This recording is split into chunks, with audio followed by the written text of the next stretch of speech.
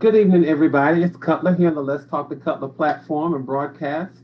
It is January 19th. Such an exciting day, an exciting day. And as you know, I'm here just for 1800 seconds every Tuesday and Thursday, you all. 1800 seconds, so I have to make sure every minute matters, and I have to make sure every moment is meaningful, and every second is significant. It's so good to see you all. It's so good to see you all.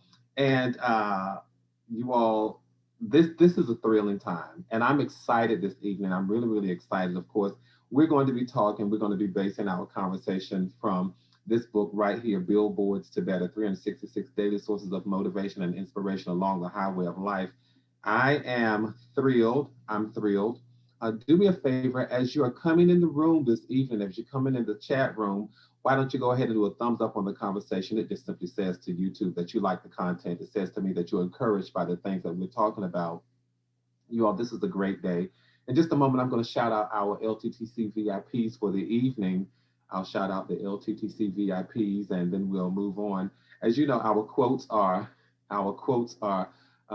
every Tuesday. We look at the quotes for Sunday, Monday, and Tuesday.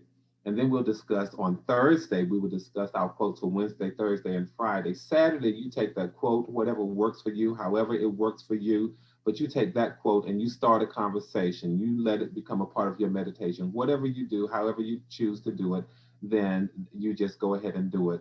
You all, tomorrow is inauguration day. And I'm extremely excited. I'm extremely thrilled about inauguration day. I started to put on some paraphernalia of our esteemed vice president elect because she and I went to the same university around the same time. Yes, I remember her. And I'm telling you all, I'm excited about this time in our country's history. This time in our country's history. I want to thank you all so much. I'm going to go ahead and start reading our quotes. But I want to thank you so much for sharing this space with me. And whatever space you've allowed me to share, I'm thankful for that. Whether it's your living room, your dining room, your kitchen, your bedroom, your front porch, your back porch, your carport, whatever it may be, even if it's your vehicles, if you're driving safely, I'm thankful for sharing this space. So thank you all. Again, do me a favor, go ahead and do a thumbs up on the conversation. Make sure that you, if this is your first time, please make sure that you subscribe to my channel.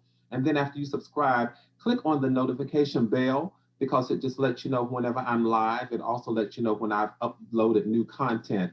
Thank you all so much for that. We're going to go ahead and get started with our quotes, and then we'll just chit chat. We'll talk about that for just a moment, you all. But again, I'm extremely excited because tomorrow is inauguration day.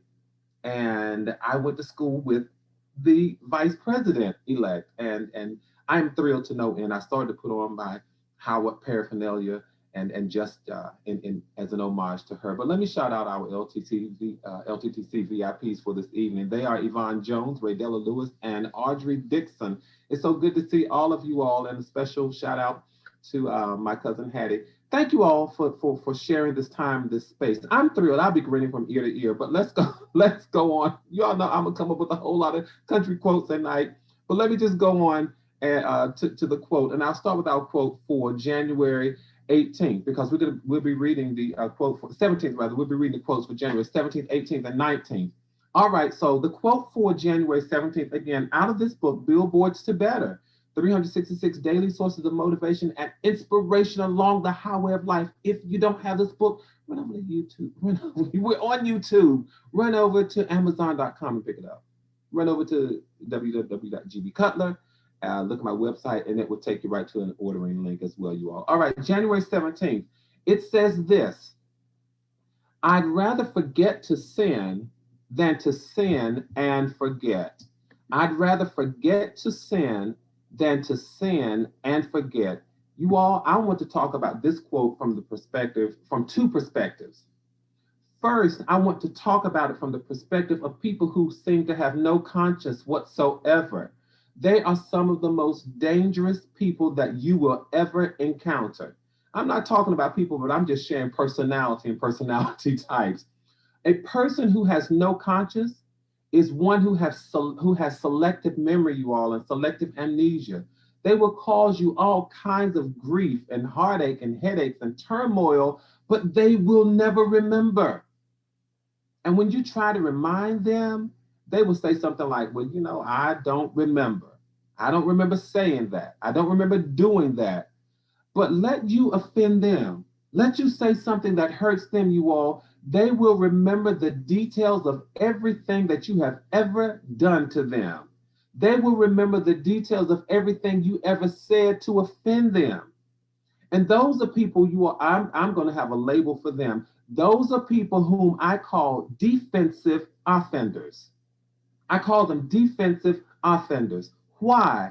Because because they will offend you and then defend the fact that they did it. They will offend you, and they will try to excuse, explain, and justify their behavior. I call them defensive offenders. And I can't tell any of us what to do, but you all know I'm just here to encourage us, motivate us, and inspire us. But for those people who are like that, those people who will sin against you and then forget it and try to excuse it, explain it, and justify it, you need to pull the welcome mat from under their feet as quickly as possible. People who will sin and forget, these are not the kinds of people that you want to go to and share your secrets. You don't want to give them the detail. I'm just cautioning us tonight. You don't want to give them the details of your life. You don't want to do it. And then you don't want to go to these people for emotional support. Why? Because they have the propensity to tear you down and make you cry, and it never hurts them that they hurt somebody else. You understand? It's very difficult to get an apology from people who have no conscience. It really is. Why? Why, Cutler, would you say that? Because before they apologize, they'll try to rationalize. They will. I'm just sharing you all some of my life experiences. People who will sin against you and then forget or act as if they forgot, who will try to excuse, explain, and justify their behavior, before they apologize, they'll try to rationalize every time.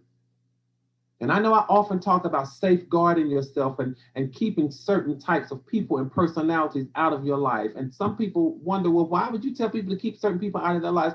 I will always speak from that perspective. And it doesn't matter that people will call you cold, distant, shady, bougie, uppity, arrogant, or whatever else they call you. But you will feel much lighter when you carry less weight. I'm just trying to help save somebody's life. You will feel much lighter if you carry less weight. And you have the right to decide what kind of people you want in your life. You have the authority to control the gate and the access to your heart, your home, and your life. Let them say what they want to say. Because once they've proven to you that they will sin against you and forget about it, let them say what they want to say, but let them say it from where? The outside. And I told you that I wanted to talk about this quote from two perspectives. So let me perspective. The second perspective is it's an admonition for us to be mindful about our own behavior. Certainly, we don't want those kinds of people in our lives, but we also need to be careful that we don't become those kinds of people. So we need to be mindful about our own behavior, about what we say and what we do and how we treat others, how we honor our commitment. I'm telling you all this. I'm going to share part of my life. I don't ever want to sin and then forget. I don't even want to forget if I offend someone. I don't ever want to forget if I offend God. I was just having a conversation with somebody yesterday, and I told her that to me, it is important how I treat people. The impact of my words and my deeds on other people, that is important to me. And I get it. I may not cross every T or dot every I. I may not lead a perfect life, but it's important to me that I don't hurt or offend people. It is important to me, you all, that I'm compassionate. It really is. It is important to me. It is important to me how people respond to my impact and my interactions with them. It really is. I don't even want to get to the point where I can knowingly create an offense and then forget all about it. I never want to do that. And let me just put in a plug here, if I may. Sometimes we don't know that we've created or caused an offense, because when people try to tell us that we did, guess what? You all, people will become defensive and won't listen. Sometimes people try to come to us, or we try to go to people and say, you know, that was offensive, and we become defensive and we won't listen, or they become defensive and they won't listen. Certainly, it's none of us. But let's be better than that. Let's be so much better than that. Let's try to find ourselves in either. Let's not find ourselves in either of these categories. Let's not have these kinds of people in our lives, and let's not become these kind of people. For God's sake, let's not become these kind of people. A couple of books ago, I think it was in my book entitled "We Don't Always Get It Right the First Time," I reminded all of us not to trust people who brag about not crying.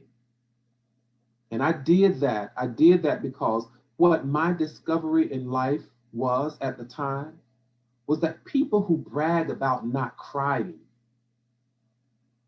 people who brag about not crying, they will hurt you and then never hurt because they cause somebody to hurt. You all know I'm only here for 1,800 seconds. I don't have time to play. I'm just trying to make us, I want us to be better for this experience, for this time that we spend together. I want to inspire, motivate, and challenge us, all right? And of course, I'm taking quotes from this book right here, Billboards to Better, 366 daily sources of motivation, inspiration along the highway of life. I love this book. I love this book because I'm reminded every day how to become better. And guess what? We come here each Tuesday and Thursday and we share this time and space. We read these billboards and we just unpack them and we make them make sense. Good evening to all of you all. Thank you so much for joining again. If you haven't done so, please go ahead and do a thumbs up on the conversation and then make sure you click the bell. And make sure that you share this. Make sure that you share this channel because we want this family to grow. Listen, I'm going to tell you, this is going to be the most packed car on the highway. Talk about billboards to better. We're driving and riding along the highway together. It's going to be the most packed car along the highway. It's going to be so packed, you all, that we're going to need a caravan. All right. So you all make sure that you share this conversation, this channel with people and invite them to come along on the highway with us. All right, let's go on to the quote for January 18th. And it says, you all, truth is either relative or absolute. But then there's a lie. I'm going to make this make sense. Truth is either relative or absolute, but then there's a lie. You all, when I wrote this, I was thinking about how we sometimes get into arguments with people so many times. And those arguments, honestly, can really be avoided if we remember that people react based on their experiences. I wrote this for people so that we can learn how to agree and how we can learn to disagree and how we can sometimes learn to agree to disagree. Because people hear and process and perceive things based on what? Their experiences. And the challenge for so many of us is that we fail to remember. We fail to remember, and then we fail to remember that people process things based on their experiences. And then we think that everybody is looking through the same lens. We think that everybody is looking through the same microscope, the same telescope, but that is not what's going on. We sometimes think that everybody is processing from the same rules, from the same metric. But we would spend less time disagreeing if we spent, I'm going to say this again because I hear it as it's coming out of my mouth. We would spend less time disagreeing if we spent more time embracing differences. I just need to let that sit there for about 3 of my 1,800 seconds. We would spend less time disagreeing if we would spend more time embracing differences. What do you mean, Cutler? Take this. Here's a simple example. You have two people, you all, and let's assume that one person was raised in Ecuador, which is right there on the equator where it's always warm. And then we have another person who grew up in Fairbanks, Alaska, where it's freezing cold, below freezing. And let's say that we put them both in a place where the temperature is 50 degrees. And didn't I say the truth is either relative or absolute? We put both of those people, the one from Ecuador, the one from Alaska, we put them in a space where the temperature is 50 degrees. To one person, it's going to be warm. To another, it's going to be cold. It doesn't make them either right or wrong. It's their truth, you all. It's based on their experience. If you live in a place where the average temperature is 7 degrees, 50 degrees is going to be warm to you. But if you live in a place where the average temperature is 70 degrees and higher, then 50 degrees is going to be cool. So when somebody says, oh, it's cool, don't get upset because to you it's warm. You're answering based on your experience and background, and so is the other person. We would spend less time disagreeing if we spent more time embracing differences. Oh, you're from Alaska. Oh, I get it. Another example, people who don't like to talk. People who don't like to talk can be considered nice by some and nasty by others. It just depends on our background and experience. Because for some people who go into a restaurant and the server talks very little, the server can be considered nasty by some people. Oh, well, that person's not very engaging. That person, it's not personable. So to some people, that person can be considered nasty. But then you got, on the other hand, you have some people may think that that person is very nice and professional because they're not becoming too familiar. You see how we can sit, I've said it before, we can sit in the same space, share the same experience, and have a different outcome. We can sit in the same space, share the same experience, and have a different outcome. Why? Because our backgrounds are different. Truth is relative. Truth is relative. But then I said, but then there's a lie. What am I really saying, you all? I'm saying that when it comes to opinions, hear me clearly. When it comes to opinions and adjectives, truth is relative. I'm just trying to help us tonight so that we don't find ourselves flying off the handle and getting upset with people when they share their truth. Especially when they start using adjectives to describe and they're sharing their opinions, that's their relative truth. Someone's experience is the truth, and the truth is based on their experience. Let's just give people, in 2021, let's give people room to be themselves and hope that they give us the same courtesy. Room to be ourselves. So again, when it comes to opinions, truth is relative. When it comes to facts, let's deal with facts for just a moment. I want to help us tonight, but when it comes to facts, what's not true is a lie. We can disagree. We can disagree as to whether 50 degrees is cold or warm. But there is no room for disagreement as to whether or not the temperature is 50 degrees. That's a different thing. See, that's not an opinion, that's a fact. That's not an opinion, that's the fact. Whether it's 50 degrees or not is a fact. Whether it's cool or not is an opinion. And when it comes to facts, you all, facts don't lie. Well, maybe except in the courtroom, but facts don't lie. So when you have a conversation with people, ask yourself, are we talking about opinions here or are we talking about facts? Because we can disagree all day about opinions and neither one of us will ever be wrong. I'm telling you all, don't get in disagreements with people about their opinions. Don't do that. We will be a much more civil place and world if we would recognize opinions. All right? If we would recognize opinions. But I want to say this again. Facts don't lie. I got to just help you all just as a sidebar, no pun intended. Facts don't lie except in the courtrooms, because I'm going to tell you all this. Even when it comes to juries, and I know sometimes we've had issues with juries in the criminal process and all that, but you all, don't get upset with juries because juries don't determine, this is a sidebar. Juries don't determine the truth. They determine the facts. Juries determine facts. They don't determine truth. They try to determine, did this happen as a matter of fact? And when you got them in deliberation trying to decide, did that happen? Did that happen? They're trying to decide as a matter of fact if it happened. They don't always come up with truth. That's just a sidebar. as we would say, ain't got nothing to do with the conversation. I just wanted you all to know that. So that way you learn not to get too upset with juries for just doing their job and coming up with these dumb decisions. All right, let me keep on talking about how truth is either relative or absolute, but then there's a lie. All right, I've said it before and I'll say it again. We would spend less time disagreeing if we spent more time embracing differences. When I was growing up, I'm going to tell you all this. When I was growing up, my cousins from the north would often make comments, talk about what truth, how it's relative. My cousins would from the north.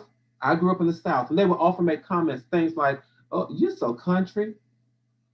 You all, let me help us for just a moment.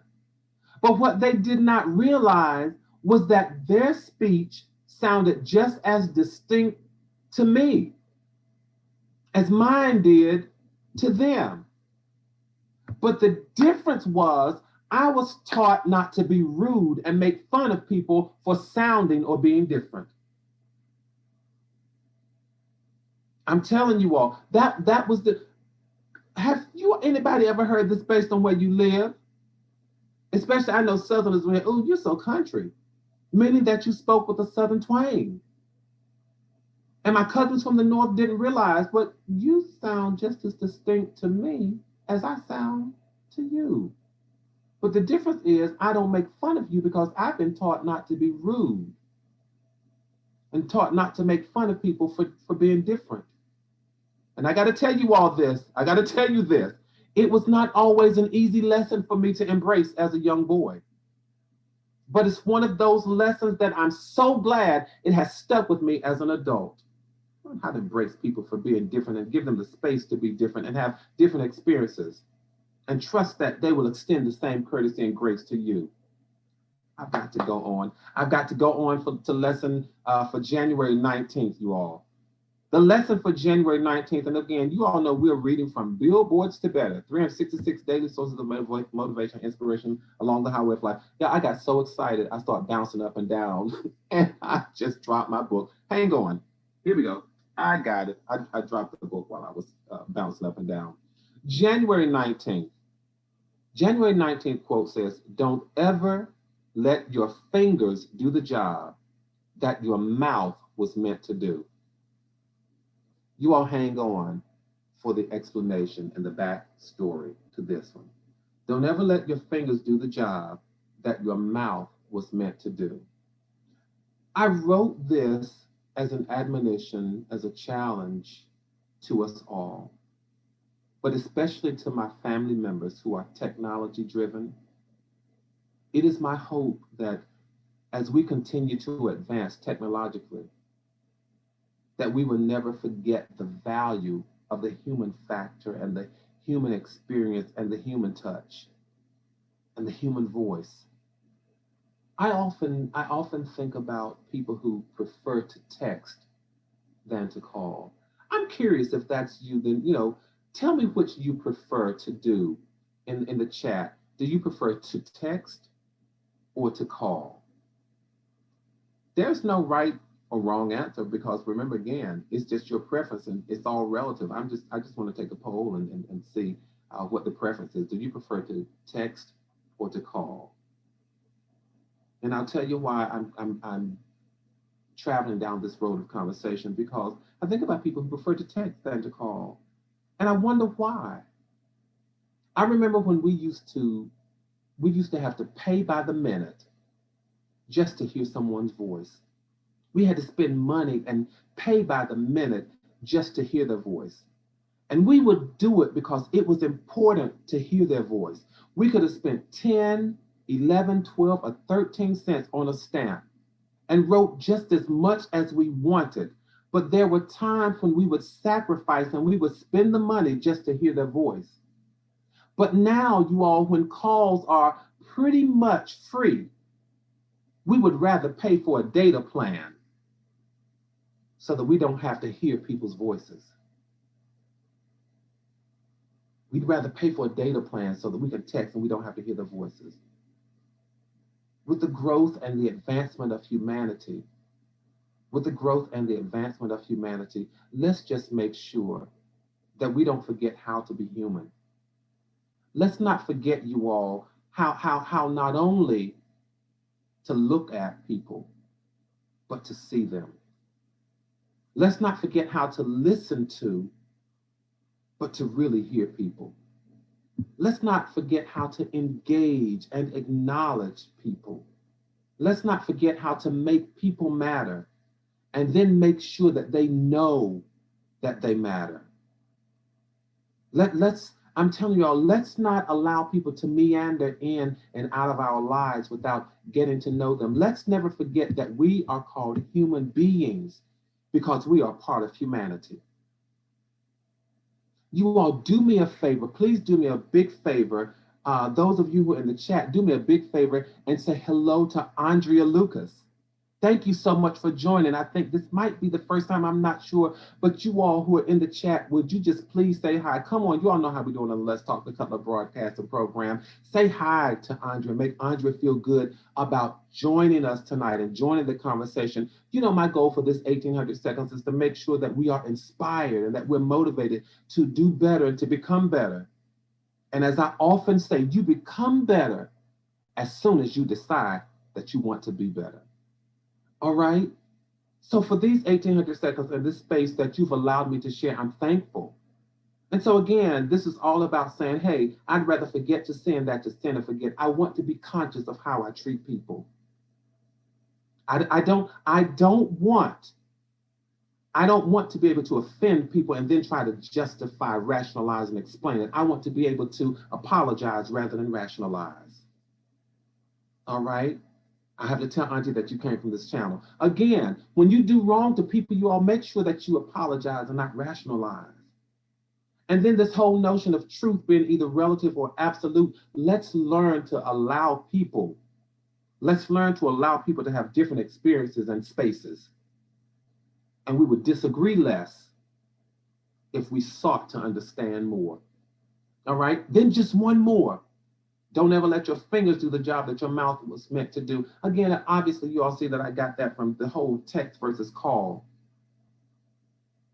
Because it is important that in all we do, not to forget the human touch. I'll read the anecdote and then we'll close out for the evening. In a day when the cost of the phone is no longer a factor, we've opted not to call. Instead, we send text messages, emails, and social media posts. There has never been a substitute for hearing the voice. Yet somehow we have managed to evolve into a society that no longer feels the need to talk to people personally.